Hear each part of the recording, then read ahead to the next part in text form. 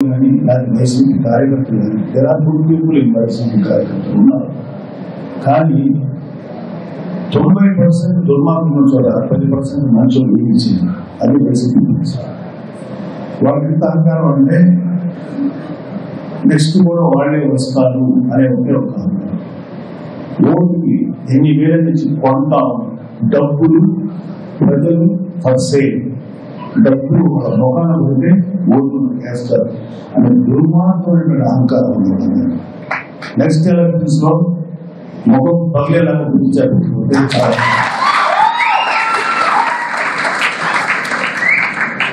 మీరు వీటి గురించి కూడా ఆలోచించండి. మీ పెద్దల భవిష్యత్తు ఇంకో సంవత్సరం పెట్టి ఉండొచ్చు, 14 ఏళ్ళ పెట్టి ఉండొచ్చు. వాళ్ళకి లైఫ్ ఏంటి గ్యారెంటీ? మీరే ఇంత కష్టాలు పడుతుంటే మీ పిల్లలు ఎలాంటి ఎన్విరాన్మెంట్, ఎలాంటి పరిస్థితులు ఆంధ్రప్రదేశ్ ఇవాళ అన్ని నియోజకవర్గాలు పేరు చెప్తూ ఏ ఏరియాలో ఎలాంటి ఇష్యూస్ ఉన్నాయి, సర్వేపల్లిలో లేకపోతే ఒక గూడూరులోనో వెంకటగిరిలో ఇలాంటి పరిస్థితులు ఉన్నాయి. అందరూ బాధపడుతున్నారు కదా. ఎందుకు ఎలా చేశారు మీరు? ఎందుకు ఇలాంటి ప్రభుత్వం ఎన్నుకోవాల్సి వచ్చిందంటే చాలా మంది ఆన్సర్ ఎక్కడో ప్రలోభపడ్డారు.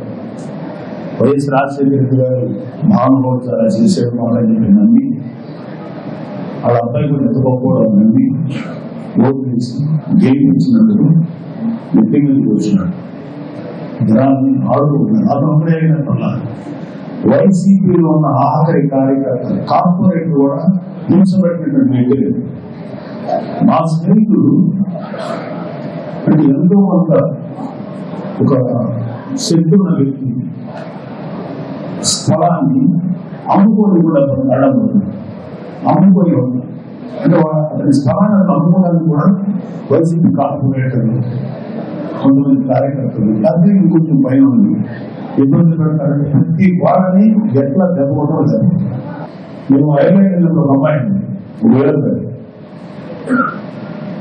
మామగారిని చూసి అడుగు ఓటేసారు, తండ్రిని చూసి కొడుకు ఓటేసారు, అంటే మామగారిని చూసి అల్లుడు గారిని గెలిపించారు,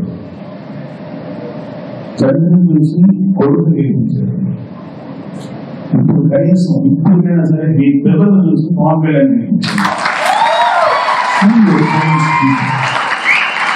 అమ్మాయి చెప్తే అమ్మాయి అవేర్నెస్ నచ్చేది, అది చెప్పాలనిపించింది.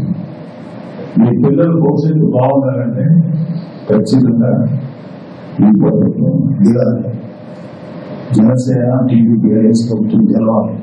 ఇదే మీ జనసేన అలయన్స్, జనసేన టీడీపీ ఖచ్చితంగా